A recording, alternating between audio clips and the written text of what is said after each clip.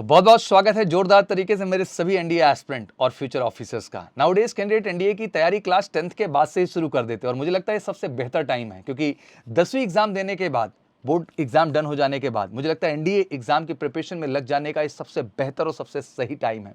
But क्या class 11th का student NDA exam दे सकता है? ये बड़ा प्रश्न है। बहुत सारे बच्चे ऐसे हैं जो 11th के दौरान ही अप्रैल अटेम्प्ट एनडीए एग्जाम में वो बैठ जाते हैं और एग्जैक्टली उसको क्वालिफाई भी कर जाते हैं। अब उनका प्रश्न ये होता है, क्या सर उन्हें एसएसबी फेस करना चाहिए?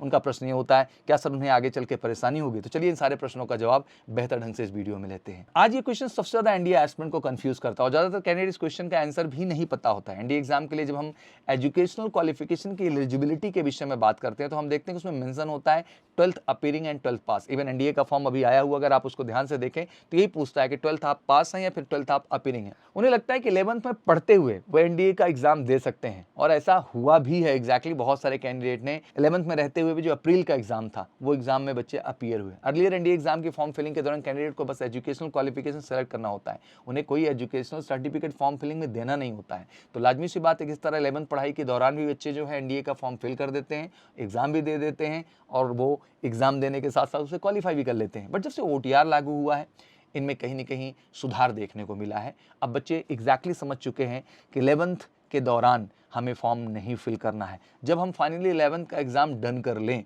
उसके बाद ही जो फॉर्म आता है एनडीए का, उसी फॉर्म को फिल करने का हमें राइट है। तो एग्जैक्टली जैसे अभी जो 10th के बच्चे हैं अपकमिंग मार्च में वो 11th का एग्जाम अपना देंगे, तो मार्च के बाद जो फॉर्म मई मंथ में आएगा उस फॉर्म को आप फिल करने के लिए एलिजिबल होंगे। दैट मीन 2025 मई में जो फॉर्म एनडीए का आएगा उसको आप फिल करेंगे, जितने भी 10th के बच्चे हैं, और सितंबर में एग्जाम में अपीयर होंगे। और इस साल की मैं बात कर लूँ तो जितने भी 11th के बच्चे जो एग्जाम दे चुके हैं, अब एनडीए का फॉर्म मई में आ चुका है 15 मई को, आप सभी बढ़ चढ़ के इस फॉर्म को भर सकते हैं और एनडीए के एग्जाम में अपीयर हो सकते हैं। तो फाइनली यही कहना चाहूंगा कि अपीयरिंग वर्ड का मतलब ही होता है कि 12th में आप करंटली स्टडी कर रहे हो, ना कि 11th में। तो इस बात का आपको ध्यान रखना है और एग्जैक्टली ये गलती ना करें, इससे फ्यूचर में आपको प्रॉब्लम आएगी, आप एसएसबी का भी हिस्सा नहीं बन पाएंगे तो कोई फायदा नहीं। बहुत बच्चे कहते हैं कि सर हमने एक एक्सपीरियंस के लिए एग्जाम दे दिया। ठीक है, एक्सपीरियंस के लिए आप बेटा पेपर बाहर आते हैं और लेवल हमारे वेबसाइट पे आपको पेपर मिल जाएगा यूपीएससी का, एनडीए का हर साल का, तो आप उसे डाउनलोड करके प्रैक्टिस कर सकते हैं, नो इशू। बट मुझे लगता है कि आप कोई ऐसा काम ना करें कि इन फ्यूचर आपको उससे समस्या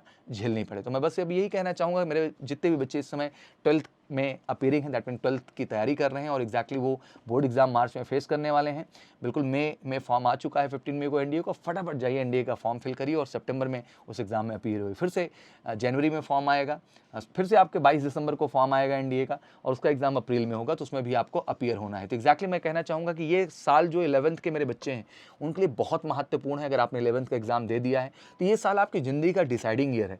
आप इसी साल एनडीए के 2 एग्जाम के लिए एलिजिबल हो जा रहे हैं और पहले जेई जैसे एग्जाम में बैठ करके 4 डायरेक्ट एसएसबी भी प्लान आपको करना है। तो बहुत सारी जिम्मेदारियां हैं, एनडीए एग्जाम भी है, बोर्ड में भी बेहतर स्कोर करना है सर, और जेई एग्जाम भी क्रैक करना है। और इन सारी चीज़ों में बेहतर स्कोर और सफलता के लिए देश में इकलौता मेजर कलसी क्लासेस आपको देता है स्पेशल 11th के बाद 1 ईयर का फाउंडेशन प्रोग्राम, जिसके तहत हम आपकी बेहतरीन 11th 12th बोर्ड की प्रिपरेशन और पैरेलली हम आपके जेई की भी प्रिपरेशन और पैरेलली एनडीए की प्रिपरेशन और आपको उस स्टैंडर्ड पे हम डेवलप करते हैं जिससे कि 12th के एग्जाम के साथ साथ आप अपने भविष्य के भी एग्जाम में सफल हो सकें, फाइनली अपना लक्ष्य आप क्लियर कर सकें नेशनल डिफेंस एकेडमी का हिस्सा बनने का। 12th के दौरान और उसके जस्ट बाद ही हम आपको 6 एसएसबी की अपॉर्चुनिटी दे देते हैं, जो आपकी सफलता का सबसे बड़ा कारण बनता है। बट आप 12th के बाद आते हैं तो इन अपॉर्चुनिटीज़ को आप मिस कर देते हैं। और रही बात 10th के मेरे जितने बच्चे हैं उनके लिए तो सबसे बेहतरीन टाइम है 2 ईयर फाउंडेशन प्रोग्राम का हिस्सा बनने का। तो बच्चे इंतजार क्यों करें, आइए एमकेसी के एनडीए जेई फाउंडेशन प्रोग्राम का हिस्सा बनिए। इसमें आपको बोर्ड भी पूरा 2 साल, एनडीए भी और जेई भी हर लेवल पर डेवलप करके आपको अप टू दिमाग बनाएंगे। फिर इंतजार किस बात का कर रहे हैं, उठाइए फोन, करिए कॉल 9696330033 पर और जुड़िए एमकेसी के special 1 year 2 year foundation programme के साथ और श्योर शॉट अपना भविष्य सफल करिए आर्म फोर्सेस पे ज्वाइन करने के लिए। ऑफलाइन ऑनलाइन दोनों ही तरह के बैचेस अवेलेबल हैं। बाकी कोई क्वेरीज हो तो कमेंट सेक्शन में जरूर मेंशन करिएगा। आशा करता हूं कि सारी क्वेरीज आपके क्लियर हो गई होंगी और पेरेंट्स को ये वीडियो जरूर शेयर करिएगा जिससे आपको वो बेहतर गाइडेंस और दिशा दे सकें आपकी सफलता के लिए। Thank you so much, wish you good luck, जय हिंद, जय भारत।